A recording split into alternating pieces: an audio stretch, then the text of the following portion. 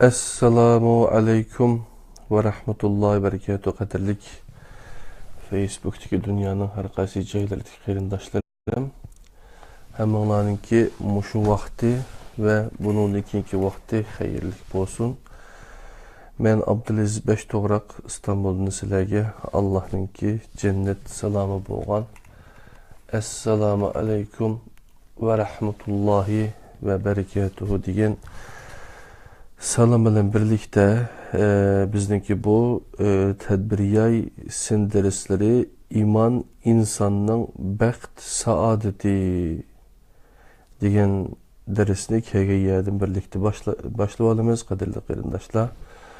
Hazır İstanbul'da saat 2'ye 15 minut qaptı. Biz bunun aldıda Kur'an sürülerinin kimliki, yani ötken yılı 10. ayda başlagandık. Onun için yürek dövleti pasif yaxşıdan aktif yaxşıga Ramazan yazmaları, ondan Kur'an'a göre İslam nime degan kitaplarını birlikte ügendik. Ramazan ayının yüzüde bu kulumuzdaki onu Kur'an Kerim ve izahlı tercümesi degan bunu kitapını Enes Alim Ustaz'ın kitabını tercümesini, Kur'an tercümesini birlikte ügendik qadirli qarindoshlar. Tedbir neşriyatımızdan neşri kılıngan, dastlabda neşri kılıngan 2000 adet, 2000 tane bu Gulenjin Şicav şaşımısı yisilen degenni Xanzuvan qarindoshlar yakımısa Xanzucu anlap düşüneleydigan qarindoshlarımız üçün bu kitapni 2000 tane biz taqdim etimiz qadirli qarindoshlar. Ondan keyin bu Kur'an'a göre İslam nime degan Ustaz Mustafa İslam oğlununki bunu kitabını 2000 tane bastık. Bunu dünyanın her qaysi yerleriga ivetimiz. Ondan başka imamlar ve sultanlar degan bunu kitapnımı birlikte ügünüşünü başlagandık. İnşallah bu kitapma devam kılıdı. Ama 9. ayının 30. günügüçe özümüzge va'da qilgan bunu iman insanның baxt saadeti degan bunu kitap. Bu kitapni birlikte ügünüp bugün 9. ders yani 2. bab yani iman insanның baxt saadeti degan kitapninki 2. babı bolgan tevhid insanның gayesi degan 2. babni birlikte ügünümüz qadirli qarindoshlar. Men bu kitapni okuyma birlikte sizlerden moşunda ügünüşünü davamlaştırıvatımız. Bu bizden bir üslubumuz. İnşallah kulukunla tedbir yesin dersleri iman insanның baxti deb olsun. Aklımız, isyadımız zade meribetullah nime iman zade kandaksiga insanның baxti buludu. Biz baxt saadet yaşaş üçün imanınki türleri, onunki namayendileri iman zade kandak kıgamda adamni hareketlendiriş küçü bulalaydı. Bulani yaxşı ügünüşümüz gerek. Eğer imanımızga şirik aralışıp kalgan bolsa, bütkül dünyadaki her kandak insanda ulug işli kılgan bolsak, ama şirik aralashgan iman bizni berbat kılıdı qadirli qarindoshlar. Onundan bu dünyalık ve o dünyalık bizge hiç qanday hayır kelmeydi. Qani anda olsa ma'rifatullah deganni birlikte tushunib baqaylik. Ma'rifatullah Sabahiddin hocam Allah razı olsun. Teşekkürler size. Uyumamışsınız bu saatlerde. Ne var size yani?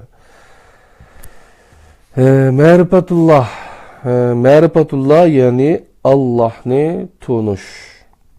Birisi sizni yer ve asmanlarını yaratkanlıkını aytkan bolsa, bu bütün dikkat itibarınız bilen onu tunuş gerek demektir. Yani birisi sizni yer ve asmanlarını yaratkanlıkını aytkan bolsa, bu bütün dikkat itibarınız bilen onu tutunuş gerek demektir. Birisi sizni toyg'uzganligini, hayat baxshatganligini, sharaf berganligini, yer yuzida o'ziga vakil qilib, hurmatga sazovar qilganligini degan bo'lsa, undaqda uningga minnatdorlik bildirish zururdir. İnsanmı şundaq. Birisi bir narsa bermoqchi, birisiga bir narsa bermoqchi bo'lsangiz, onun kimligi haqida izlanasiz. Durust, emin, ko'ngil bo'lganligingizni, qadrlaganligingizni biladigan birisi bo'lishini arzu qilasiz. Bo'lib bu bergan narsangiz barligingiz bo'ladigan bo'lsa, yuqorida tilga olgan nuqtalar texmo muhim ahamiyatga ega bo'ladi. Birisi bilan tijorat qilgan vaqtingizda onun va'da qilgan narsani sizga beroladigan kuchga ega, va'dasiga sodiq birisi bo'lishini orzu qilasiz. Agar bermoqchi bo'lgan narsa jon bo'lsa, buni orzu qilish haqqingizdir. Qadrli qarindoshlar. Allohni qayringiz bilan tanıysiz. Allah'ını to'g'ri şekilde tanıyamaganligingiz bu savolga beradigan javobingizdan ma'lum bo'ladi. Agar Allah'ın nonga qo'lingizni tekkizgan, suvni ko'rgan, gulni hidliganga o'xshash 5 sezgu a'zoyingiz bilan tanıydigan bo'lsangiz, bu ahvolda onunga iman etishning hojati yo'q. Hech kim nonga, suvga, gülge iman ettim demeydi. Aklınız onu tanıydıgan yeriniz emas. Çünkü akıl ham maddesini sezgi azalarının vasıtası bilen kolgu keltirdi. Akıl Allah'ını idrak kılalmaydı. Aksice onun barlığının delilleri iyi buludu ve bu deliller arkalık Allah'ın barlığına kail buludu. Allah'ını tanıydıgan urun kaliptir. İman, söygü, işkinin makanı mı kaliptir. İman, söygü ve işkinin makanı mı işki, muhabbetinin makanı mı kaliptir. Kalip, Allah'ını tanıp yetiştim burun, işide türlük buran çapkullar çıkıp durgan, tinimsiz bir okyandır. Allah'ını tanıp yetkendin kin, bu buran çapkullar tinciydi, okyan süküt düşümüdü ve kalip aram tapıdı. Kalipnin aram tepiş için bilim gerek. Mana bu bilimni birden bir menbe vahidir. Birden bir menbe kaderli kardeşler vahidir. Çünkü özü hakkındaki en doğru bilimni yanıla Allah berdi. O nime degan sual bilan başlaş, Allah'ını tanışını baştala hata yolga başlap qo'ydi. Bu sualning to'g'risi o nime emas bo'lishi kerak. O nime deyish bilan başlaş, idrak qilib yetalgan shaylardan idrak qilib yetelmeyen şeylerini o'qitish ve kıyas qilish metodu bilan tasavvurda şekillendirdi.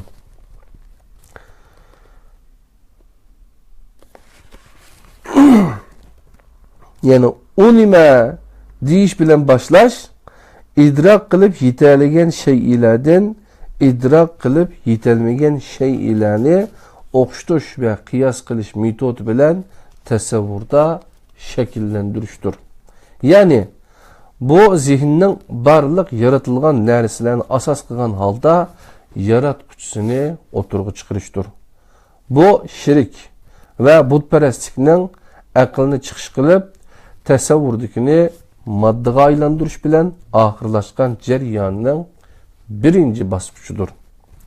O nima emas degan savolga Qur'on mundaq javob berdi.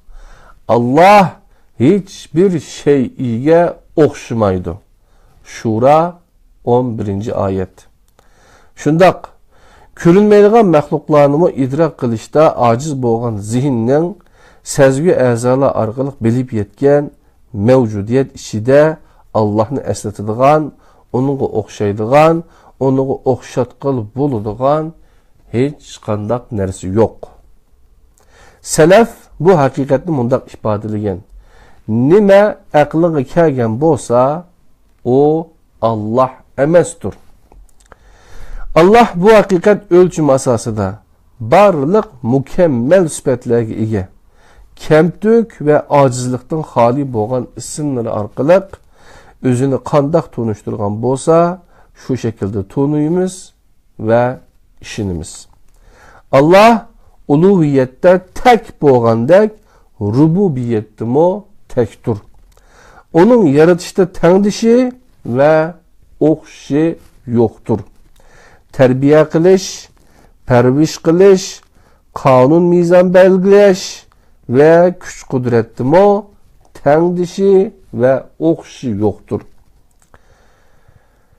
Allah hamma narsani bilguchi, alim, ko'rib turg'uchi, basir, anglab turg'uchi, sami', xolug'uchi, murid, arzu qilganni vujudga chiqaruvchi, qodir, asrg'uchi, rahman, mag'firat qiluvchi, rahim, mutlaq hokimiyat ilkida bo'lgan muhaymin, g'azab qilg'uchi, qahhor, boshqarg'uchi, malik, aziz qilg'uchi, muiz, xor qilg'uchi, muzil, ijod qilg'uchi, mubdi, hayot baxsh etguchi, muhyi, o'ltirguchi, mumit, nimet berguchi, munim, yaxshi ko'rguchi ve yaxshi ko'rguchi veduddur.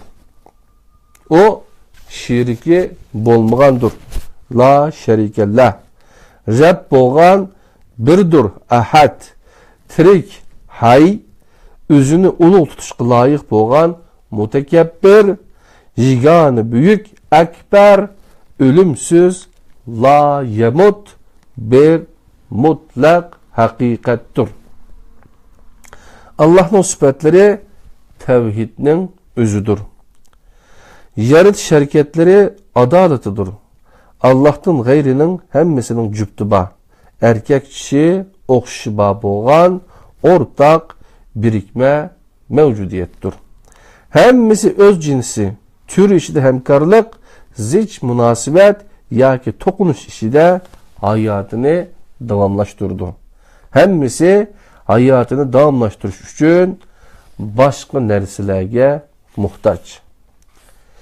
Allah bu ahvallardan halidir. O üzüge üzü yetküşüdür. Onundan gayri her kandak mevcudiyet üzüge üzü yeterlik emez. Hakiki şirik her cihetten muhtaç bir mevcudiyet boğan insanın üzüge üzü yetidiganligini dava qilish emasmi? Allah'a makan ve zaman nisbat qilg'ili bo'lmaydi. Çünkü makanni yaratquchi makanga sig'inishdan ve makanning qonun mizoniga bo'ysunishdan xolidir. Zamanni yaratquchi zamonga sig'maydi ve o'zi yaratgan zamonning qonun mizoniga mensup bo'lmaydi. Allah hazır ve bu yerinin üzüde. O her yerde ve her peytte mevcut. Eğer undaq bo'lmasa Allah bo'lmaydi. Yaratılganlar üçün mümkün bo'lmaydigan yaratquchi üçün mümkündür. Lekin hech kim Allah'a zulümni nisbat qilolmaydi. Çünkü o adildir. Çünkü o hakimdir. Her nersini joyi-joyida qilguchidir. Bir şeyini o koygan yerden elip başka yerge koyuş ya ki yaratılış maqsadiga zid işletiş şeyinin tabiatiga, tabiatning qanunuga, insonning fitratiga ziddir. O qilchimi zulm qilmaydiganligini Qur'onda qayta ta'kidlamoqda. Allah'ni barcha nuqsondan paklash şuarı ostida onun zulmni loyiq ko'rgan klassik kalamning aksicha o bendeleriga haqsizlik qilmasdan ular o'ttirisida adillik bilan hukm qilg'uchi, bandilarini yaxshi ko'radigan, rahmetida sehi, azoblashqa aldirab ketmaydigan, zarrichilik, yaxshilik va yomonlikni mukofot va jazosiz qo'ymaydigan, hammaga qilmishiga loyiq mukofot yoki jazoni beradigan, bandilariga yordami va yaxshiligi cheksiz bo'lgan yaratquchidir. Allohga iymon, uning bu sifatlarining hammasiga iymon etish bilan kuchga ega bo'ladi. Har biri Allohning kalomining va ulug'ligining birer parçası bo'lgan mazkur sifatlardan birisi yoki bir qanchisini inkor qilish Allohni inkor qilish bilan o'xshashdir. Masalan, bilish sifatini inkor qilish onunğa jaholatni nisbat qilganlikdir. Ko'rish sifatini inkor qilish uni kamtuklik bilan ayıplaganlikdir. Bununğa o'xshaydigan inkorlar Allohning zotini inkor qilish bilan o'xshashdir. Allah özüge ishonguchilarning emas, o'zini inkor qilguvchilarning yaratquchisi va parvishkoridir. O terbiye ve perviş qilish uslubi har xil bo'lib, g'azibi bilan terbiye qilgandek, rahmeti bilan mo terbiye qiladi. Allah Rabbul alamindir. Kainatning Rabbidir. Bu sebepten onun haqiqiy şekilde iman etqanlarning vazifesi insanlarni Rabbiga yüzlendirish. Ularni bendiga qul bo'lishdan tusib, abadiy saodatning manbasiga yüzlendirishdir. Abadiy saodatning manbasiga yüzlendirishdir, qadrli qarindoshlarım. Biz hazır tedbiriye isim dersleri iman insanның bəxti degan bunu kitaptan yani qarasanglar iman insanның bəxti bu Uygurçası bu kitap ötken yılı tercüme qilindi Bahadur Qaraxanlı qarindishimiz tarafidan bununki asli bunu muqovasi o'xshash iman insanның saadeti Mustafa İslam oğlu Ustaz'ın kitabı. Bu kulağımdakisi 27. neşir iken bunundan burun yani 1993 yılı yazgan bir kitapken kadirli qarindoshlar 25 yılın keyin bu Uygurcaga tercüme qilinib meni sizlar bilan hazır birlikte öğünüvatimiz inşallah bu dersdeki her birimizge texmo bəxtlik yaşayışımız üçün çoxum paydası var dep oylayman.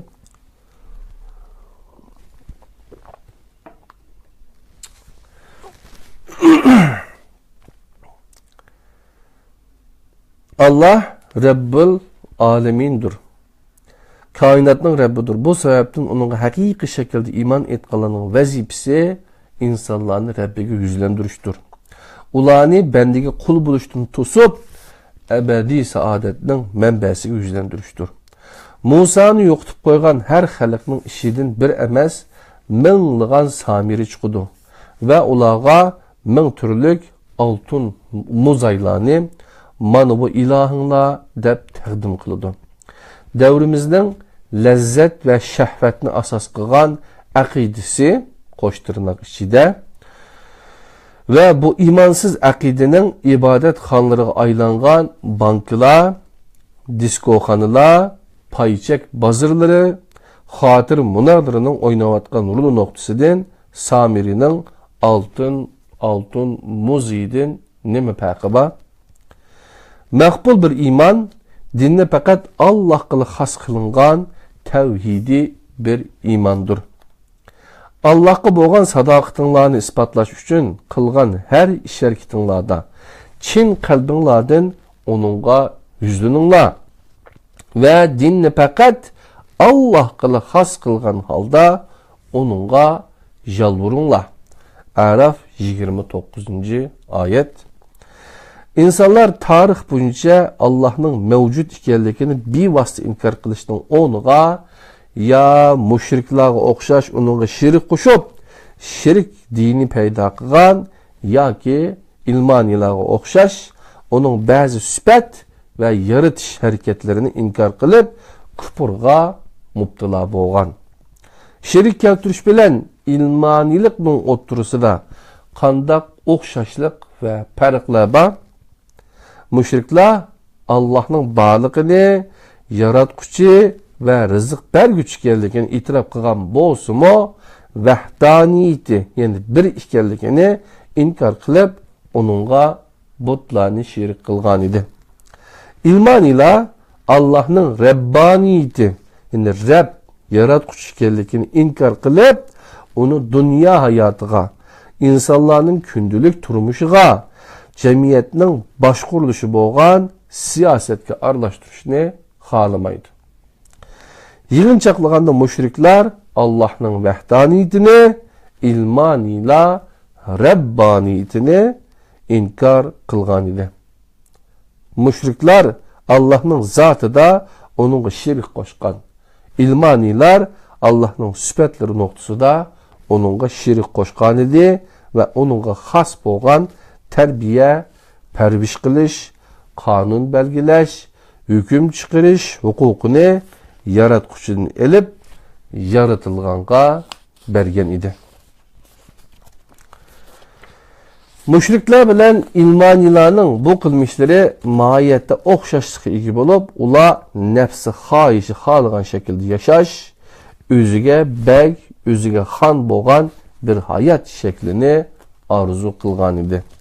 Müşriklarmo ilmanilarga o'xshash haqni ikkiga ayirib, bu Allohning haqqi, Allohga ba, Sezarning haqqi, yani hukmdorlari o'rnidagi tağutlarning haqqini butlarga berishgan edi. Buni Qur'ondagi bayonlardan ko'rib olaymiz.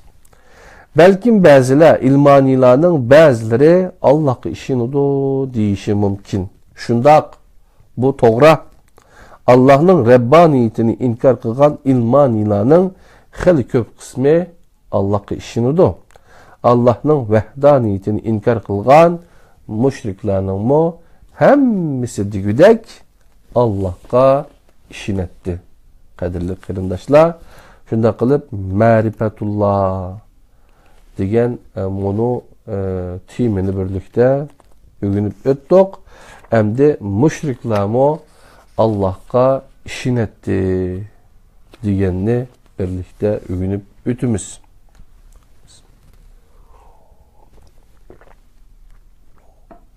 Müşrikler Allah'ın barlığına şeksiz ishonadi. Ularning Allah'ın barlığında şübhelengenlik hakkında ishonchlik bir ma'lumot yo'q. Qur'ondagi ma'lumotlardan ularning yer yuzi va uning ustida yashaydiganlarning hammasining Allah'ning ekanligi ishonganligi ma'lum. Ular osmonlarning va arishning Rabbining Allah ekanligiga ishonadi. Hatta limanilar giriptar bo'lgan shirikning aksicha Allah'ның hamma narsaning hokimiyatini ilkida tutgan birdan bir hukmdor ekanligiga, ularni kuzatib qo'g'dab turganligiga, boshqalarning himoya qilishiga muhtoj emasligiga ishonadi. Mushriklar butlarga Allohga ishonmaganligi uchun cho'qinmaydi.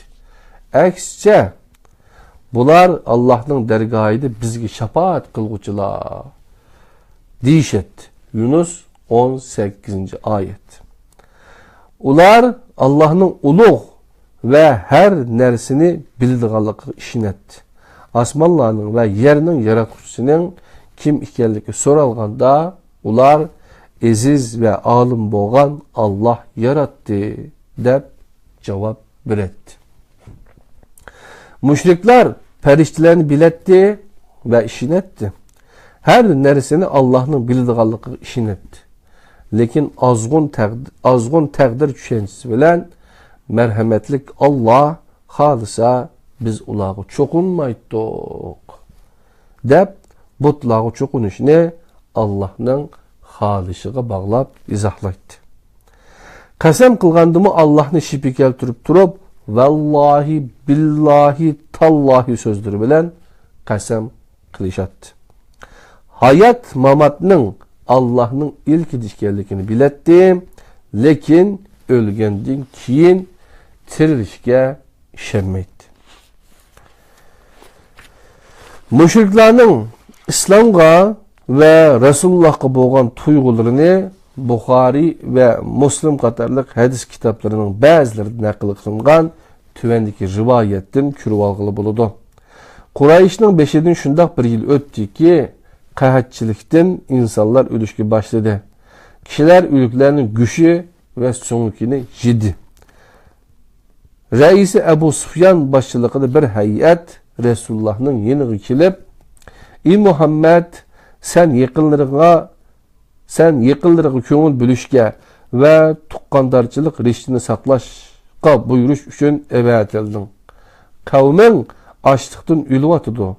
Allah'a ula üçün dua kılgın," dedi. Şunun bilen Resulullah asman uç bir tuman keltirilgan günni kütgün diyen ayetini okudu. Duhan 10. ayet.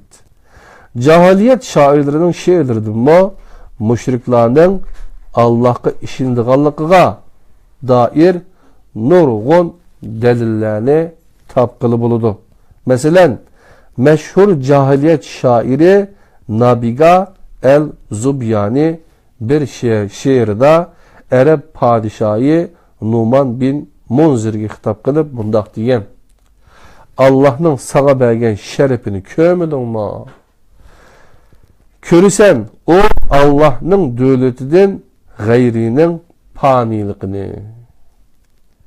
Mana bu malumat ve delillerden malum bolğunidek müşrikler bu hakikatlerini bilip durup, hatta işindiğen turup Resulullah'a ergeşmegen idi.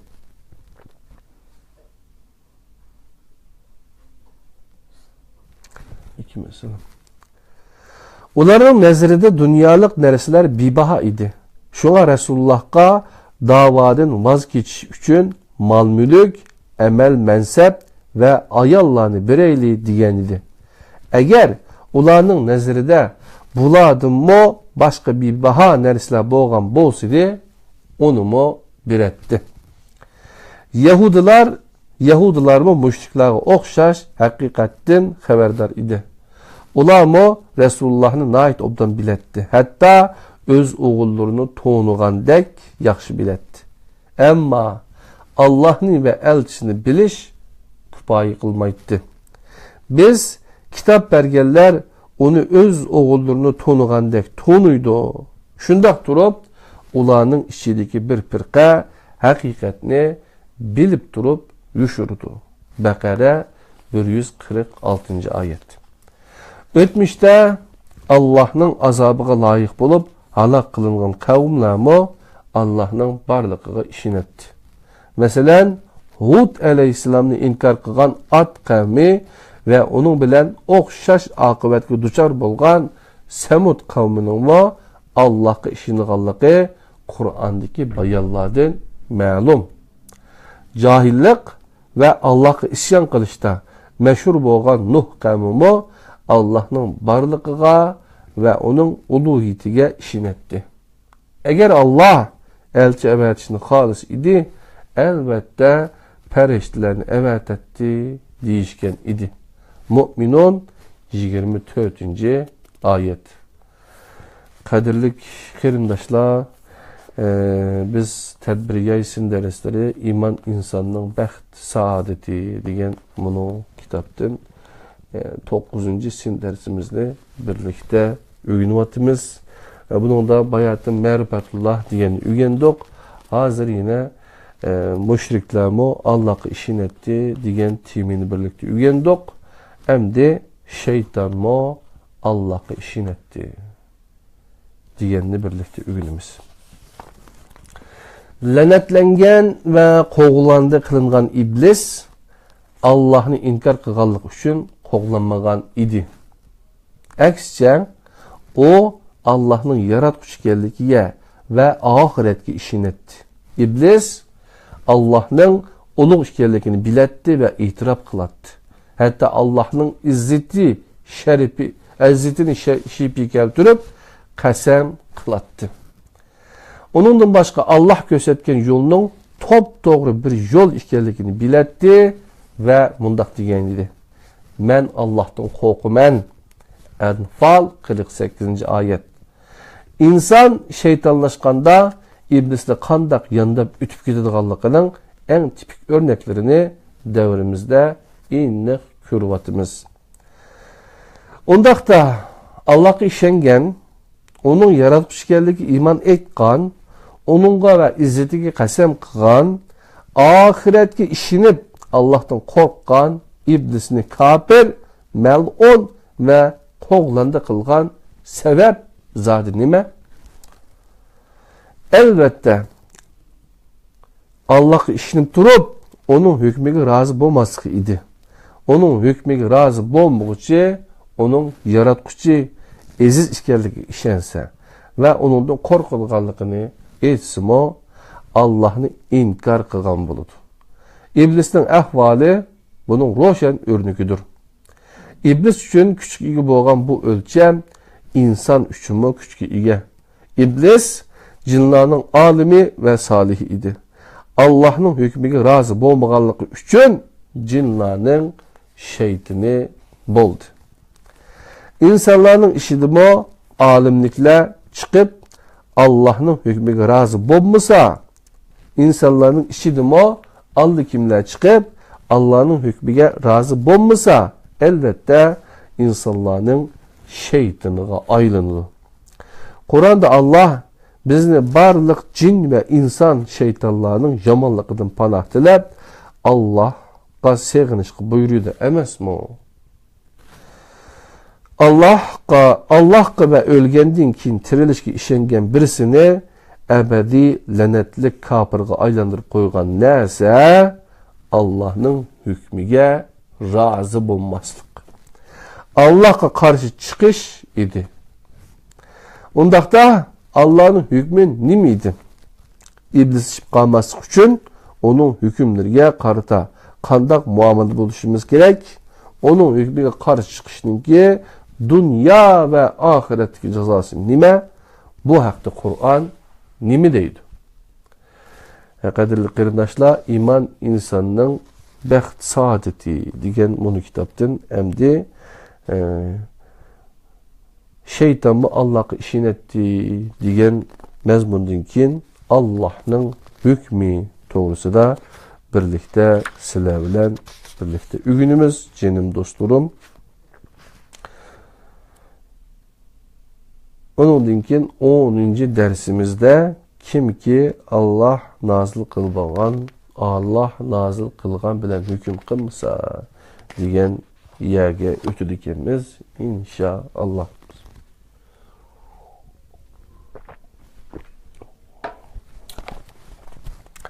Allah'ın hükmü. Hüküm lug'atda o'zgartish uchun to'salg'i bo'lish, igi chiqish, ko'ngil bo'lish, neticeleş ma'nosini bildirdi.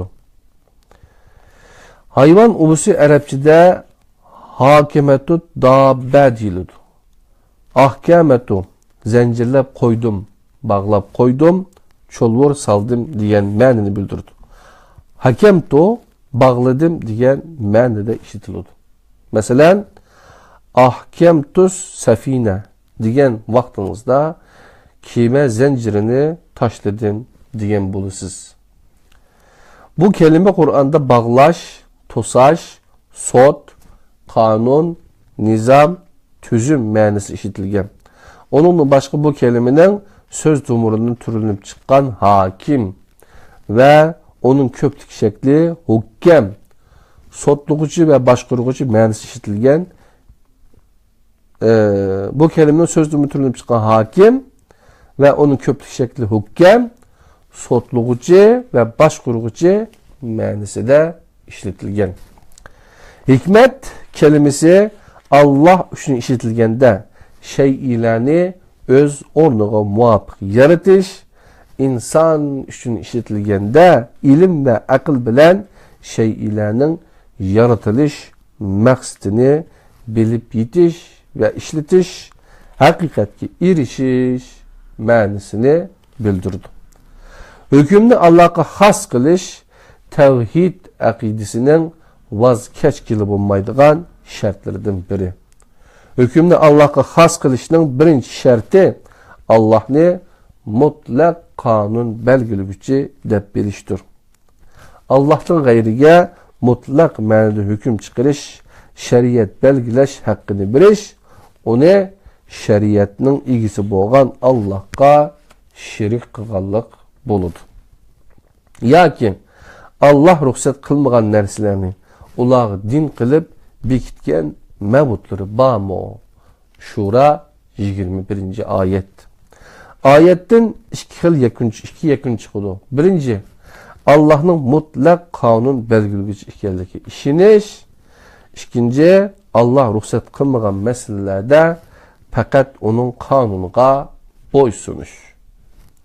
Bu noktada Allah ruxsat qilgan masalalarda qonun belgilashning yo'lliq ekanligi va boshqalarning bu sohalarda qonun belgilaydiganligi ma'lum bo'lmoqda.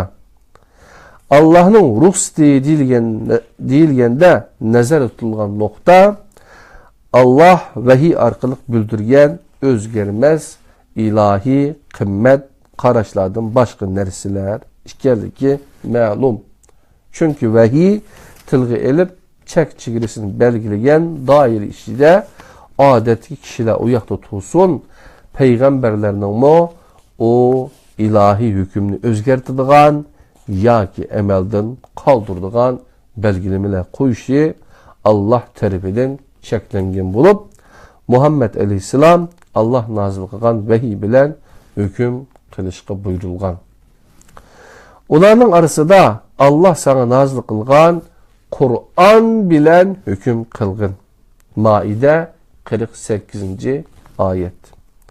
Kur'andaki bu ve bunun o'xshaydigan oyatlar hukm chiqarish, hukm qilish, qaror chiqarish va boshqarish maqomida bo'lganlarning diqqatini shariatning maqsadi va dinning ruhi deb atalgan o'zgarmas ilahi belgilemelerge ağdurdu. Mesela adliyede mezkur maksat ve ruh hak ve adalettir. Çünkü Allah'ın adliye işlerindeki zaman ve makan çekilmesinin hali olan hükmü ve kanuni adalettir. Bu sebepten yukarıdaki ayetteki okşaş şekilde Allah Resulullah arkalık barlık karar vergüçleri mundak demekte. Eğer ularning arasida hüküm kılsan, adillik bilen hüküm kılgın. Şüphesizki Allah adil bo'lganlarni dost tutudu. Maide 42-oyat. Bu yerde inçki bir nokta var. Yani hüküm kılgan bir kişi hüküm kılış ruhsatini Allah'tan eriş gerek. Bu ruhsat hak ve adalettir.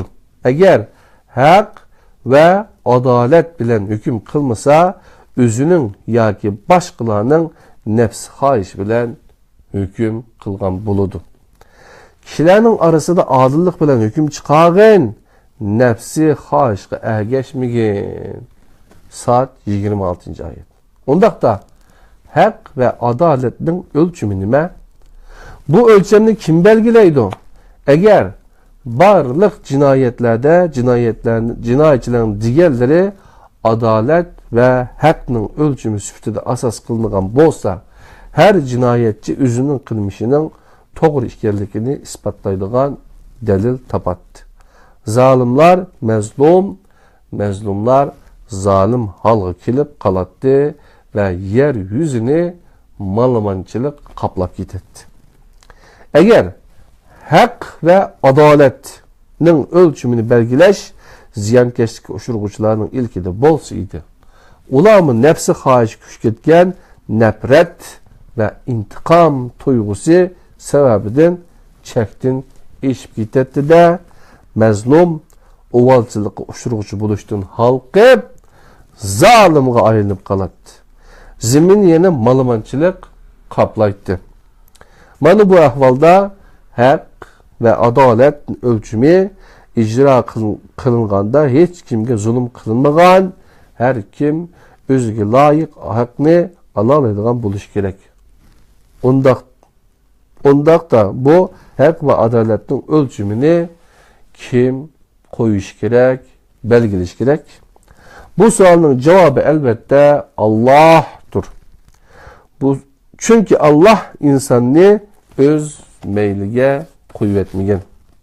Vay senin halınga, vay senin halınga, yine vay senin halınga, vay senin halınga. İnsan özünü öz meylige kuvvetili do dep oylamdı. Kıyamet 34. 35. ve 36. ayetler. Allah insanlarını saadetke eriştirdiğin kanunlar asas kıldıgan prinsiplar, yani şeriatta bayan kılgan. Andın seni biz başkuruş işi da emir, yani bir yolda sistema şeriat üstünde kıldık. Sen bu yolga ergeşkin bilmeydik Allah'ın nefsi haişiga ergeşmigin. Casiye 18. ayet. Eğer hak ve adaletin ölçümü insanı hemmenin yaxşı bildiğin yaratkucu belgilegen ölçem bolmay. Eksçe insanların nefsi haişi arzu istekleri bulungan bolsa akıbet kandak bulattı. Eğer hakikat ulanın nefsi haişliği boysunulduğun bolsa idi, elbette asmanlar, zemin ve ulanın arasındaki arasındakiler oturusu da baştaklık peyda bolgan ve hemme harap bolgan bulattı. Biz ulağa hürmet ve hayatlık elip keldik. Lekin ula özlerinin izzet, hürmetini ve hayatlıkıdın yüz örüydü. Mümin 71. ayet. Nefsi haiş ölçem kılıngan devrimizdeki tüzümler insaniyetke malımançılık ve biseremcallıktan başka bir nerse elip kelmedi. Günümüzde bu tüzümler elip gelgen vahşet ve adaletsizlikке ağzımızda açkan halda şahit bulavatımız. Allah'ın rububiyetini inkar kılışının devrimizdeki navayendisi boğan ilmanilik, Allah'ını dünyaya ve dünya işlerine arlaştırışta halımıgan, demokratiya mepugurisi aslında bazargı selavatkan nefsi haiş tüzümleri insanın arzusu boyunca buludu diyen bolsumu Allah bu azgınlıklarını red kılmakta. Ola fakat guman kıla ve nefslerinin haişi kıla ergişidu. Halbuki ulağa Rabbi tarafından hidayet kelgen idi. İnsan nemin arzukusu şu bulamdı. Ahiret ve dünya Allah'ın ilkididir. Necim 23, 24 ve 25. ayetler. Allah'ın hükmü bayada Allah'tan gayrının hükmüge ergeç küçe Allah'ını inkar kılıp tağutqa iman etkan buludu. Halbuki Allah özüge iman etkanlarını tağutunu inkar kılışqa buyurgan idi. Sana nazil kılgan kitapqa ve senden burun nazil kılgan kitapları iman keltirdik deb algan kişilerini köydün mü? Ula özüge tağutlarını hakim, qazi kılmakçı buluvatıdı. Halbuki ula onu inkar kılışqa buyurulgan idi. Şeytan ulanı kattık az duruşunu halaydı. Sure Nisa 60. ayet. Allah uluhiyette ve rububiyette tevhidke buyurgandek hükümdümü tevhidini buyurgan. Allah onun hükmüge emel kılmağanlar nefsi haşiğe ergeçkerlerdir. Allah hükümlerini peygamberleri ve kitapları arkalık insanlara bildirgen ve insanlarını onlara emel kılışqa çağırgan. Bir mesele ihtilaflaşıp kalsa Allah'ın kitabıga ve Resul'nün sünnetiga murojaat qilishga buyurgan. Kitapning avatilish maqsadining kishilar orasida Allah ko'rsatgan shaklda hukm chiqarish ekanligini bayon qilgan bo'lib, Resul'ning bergan hukmiga chin dilidan rozi bo'lmaslikni iman etmaslik deb izohlagan. Nabiyni Allah nazil qilgan vahiy bilan hukm qilish haqida pat-pat ogohlantirgan. Agar unda qilmasa, nafsi xohishiga ergashgan bo'lganlikni, bundaq ahvolda o'zini hech kim qutqizolmaydigan, Rabbining mo yordam qilmaydiganligini eskartib, o'zi nazil qilgan vahiy bilan hukm qilmaganlarni kafir, fasiq va zolim deb atagan. Resulullah mu hüküm meselesinde astoydil bo'lgan. Abu Davud ve Nasai sahih deb naql qilgan rivoyat bununla misal bo'lalaydi. Şureyh bin Hani dadisini rivayet qilib bundaq deydi.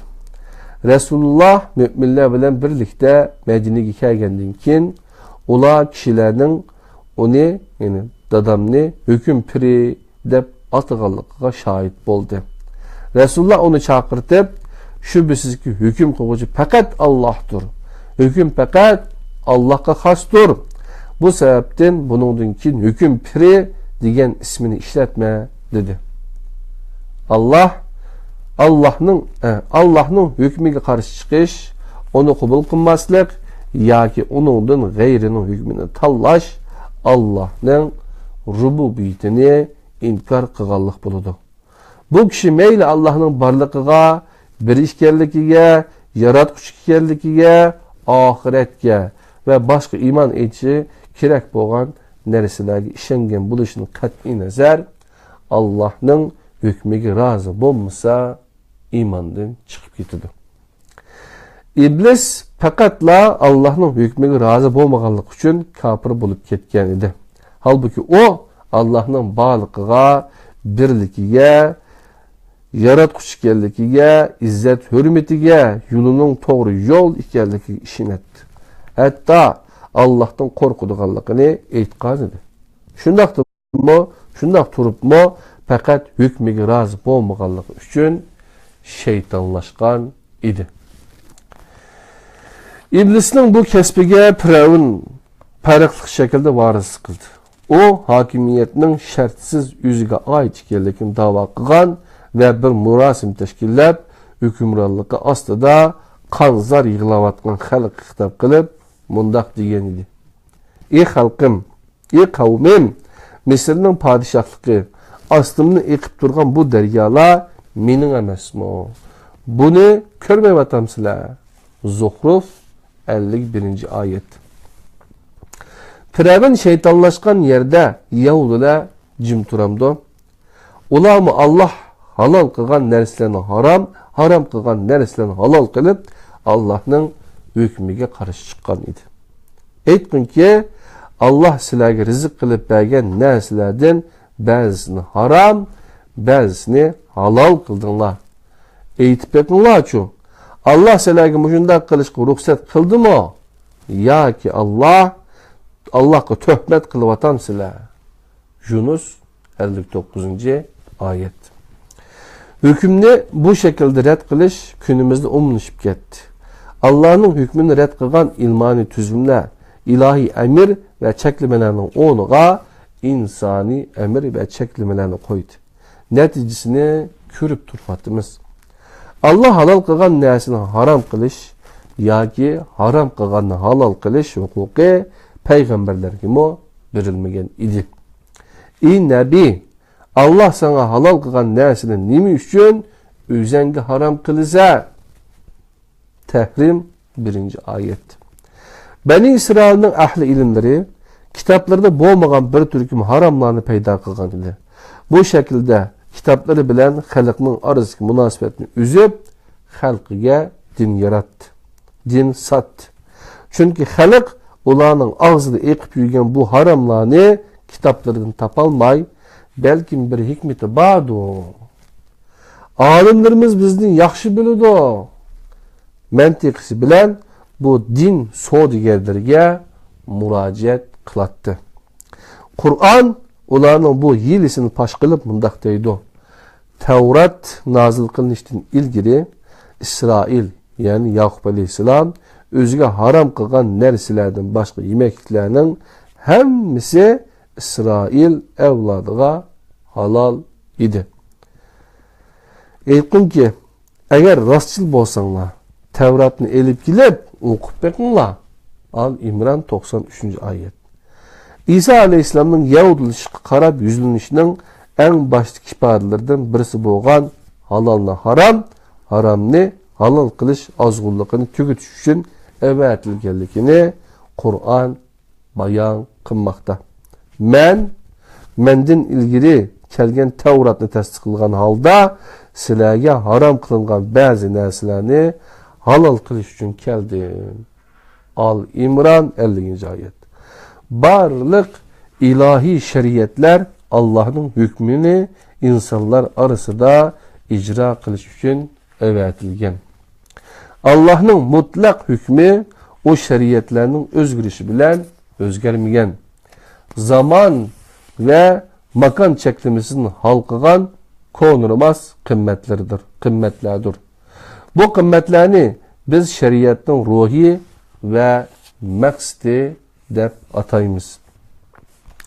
Umumlaşkan qarashning aksicha bozg'unchilikqa uchragan İncil'dimi Allah'ның mutlaq hakimiyetini ifodalaydigan bayonlar bor. Hakimiyetining, yani malakut kelsin. Hakimiyetin, yani malakut kelsin.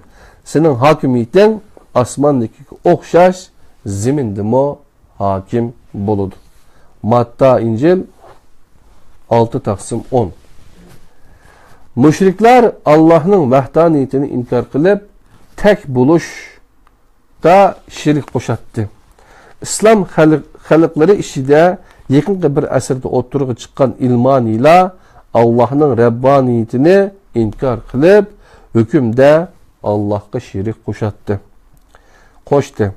Bu ishga şirik o'tirishga mohiyat jihati farq yo'q. Allah'ın barlig'ini qabul qilsinmi? Müşrikler Allah'ın uluhiyetini, ilmaniyla rububiyetini inkar kılgan idi.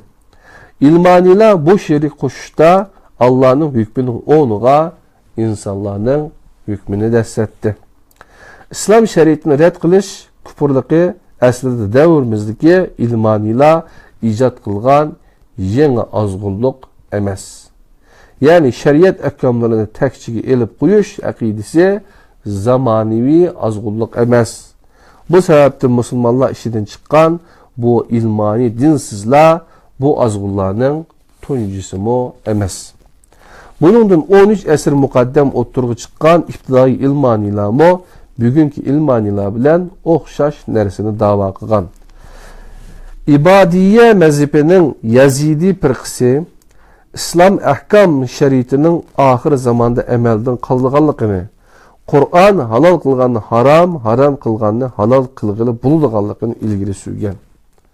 Bu noktada günümüz ideologileri ve İslam sırtındaki ekimler aklımızga keladi. Bir Müslüman İslam sırtındaki bir ideologiye, hizip, partiya, ekim, ya ki cemaatki mensup olsa, ya ki özünün Müslüman ekanligini da'vo qilsa, o mensup bo'lgan partiyaning aqida hizbi bulup bo'lmaganligiga qarash kerak. Masalan, materializm, pozitivizm, dalilchilik, naturalizm, tabiatga cho'qinuvchi eqim, laisizm, ilmonilik bir aqida eqimidir. Bu ve bununla o'xshash eqimlardan birisining dunyo qarashiga ishonguchi islom aqidasini rad qildi deganlikdir. Eğer demokratiya fikir ve e'tiqod erkinligi bo'lishning aksicha qonun belgilashda inson irodasi mutlaq iroda sifatida qabul qilingan bir tuzum sifatida izohlangan bo'lsa, bu ahvolda demokratiya aqida iqimiga aylanadi. Aqida iqimlaridan ba'zilari bir butun holati bilan bir dinni aks ettiradi. Bunun en tipik örneği Marksizmdir. Marksizm dinning dininin akidesi materyalizmdir. Yaratılışta tedrici terakkiyatni, cemiyetşünaslıkta diyalektikini, tarih cemiyetşünaslıkta tarihi maddeçilikni, alemşünaslıkta alem materyalizmini, felsefesinde Hegel diyalektikisini asas kıldı. Günümüzde Rabb'nin ilah işgallikini red kılıp, onun onuğa maddeni ilahlaştırgan Marksizmning çöküşü yeryüzüdeki mutlak inkarının zaval tapqanlığının ifadesidir. Uluhiyetni inkar kılgan Marksizmci zindiqlardan boşalgan yerini günümüzde Allah'ın rububiyetini, yani hüküm kılış, başkuruş, perviş kılış taraflarını inkar kılgan ilmani, yani liberalistla ilişka ve boş koygan urunni tolduruşka urunmakta. Günümüzde şeriknin en yeni ve zamanıvi şeklini liberalizm ismi bilen bazarga salmakta. Kişini ecaplandırdıgan nokta şu ki, bu şerikni tedbiqlavatqanlarning belgili kısmı özünü Müslüman deb dava kılmakta. Hatta bularning işidin özünün Müslümanlıqıdan qilchilik şübhe qilmaydiganlarmi çıkmakta. Mana bu mesele hukumdaki mujmallikni keltirib chiqaryapti. Yani bu Müslümanlarning yoki İslamning hakimiyet şeklimi? Qaysisining? Bu sualdan burun so'rashga tegishli başka suallarmi bor. Bir Müslüman İslam sirtidagi bir narsa bilan hukm qila olamdi. Hukm qilsa nima bo'ladi? Bu suallarga cevap verishdan burun birinchi savolga cevap verish kerak. Yani bir Müslüman yeter ki başquruvchi İslam diniga mansub bir Müslüman bo'lsin. Qaysi tuzum bilan başqursin deyalamdi. Yoki yeter ki Allah'ın hükmü icra kılınsın, kim başqursa mayli deyish kerakmi? Elbette bir Müslüman Allah'ın hükmünü arzu kılıdı. Mesele avamның özgermez ilahi kıymet qarashlar bilan başquruluş meselesi bulup, bu meselegi birinci sualdaki okşaş noktasını qaraydiganlar aldangan ve aldıganlardır. Başqurguchining dinning İslam, özünün Müslüman buluşunu yeterlik deb qaraydiganlar hakimiyetning diniga ancha perva qilib ketmaydi. Hakimiyetning diniga ancha perva qilib ketmaydi. Mana bu an Müslüman, hükümdar, kafir, hakimiyet tragedisini keltirib chiqarmoqda. Müslüman hükümdar, kafir, hakimiyet tragedisini keltirib chiqarmoqda. Debdi qadrli qarindoshlar, shunda qilib iman insonning baxti degan bunu kitobdan Mustafa Aslam o'g'li ustozning kitobi. Buni Batur Qaraxonli qarindoshimiz ötkeyle tercüme kılgan. Biz hazır mine bu kitabını sizler bilen birlikte öğreniyatımız. Maksat nime dese bizden bəxt saadetimiz bolgan imanın ki hakiki mənisini biliş qadirli qarindoshlar, şu ilimni egallash, ibadetlerimizge, imanımızga şirik aralashtirmaslik uchun bunu qat'iy qilib o'rganishga to'g'ri keladi. Nayet zil meselelerge, suallarga cevap tepilipti qadrli qarindoshlar. Kelar saatlik dersimizde kimiki Allah nazil qilgan bilen hüküm qilmasa, yani Kur'an bilen hüküm qilmasa, tağut, onundan keyin iman, itaat, İslam, teslimiyettir. Ondan keyin Rabb bo'lgan Allah degan dersini 10. dersimizde o mezmunlarını, onun için 11. dersimizde inşallah tevhid ve kader, yani takdir, onun için takdirki imanın mahiyeti, mübada Allah halgan bolsa şirk koşmaydık, onun için sünnet ve takdir, onun için insanın takdiri tallaştır degan mezmunni birlikte 11. dersimizde öğrendik. Ondan keyin 12. dersimizde irade hürriyeti, hidayet ve zalalet, ecel diğerlerini ügünüp 13. dersimizde muhabbet, korku ve ümit. Onun için 3. bab nububet insanın tarihi degan babga o'tib ketamiz. O yerda elchilarga iman, kitoblarga iman, Qur'onning manbasi ilohidir degan mazmunni o'rgandik. Onun için Kur'an ve onunla tutulgan muamele degan dersler bilen devam kılımız. İnşallah bu kitapni 15 derste tügütüşünü planladık. Yine 6 dersimiz kılıp kaldı. İnşallah sabrınlarını sizlerden tileyme. Bugünkü dersimiz benim işe geçip oldu kadirli kıyımdaşlar. Neçilik vakit oldu diyen vakitte yani 1 saat ders öğreniptimiz. Allah hemminlerden razı olsun.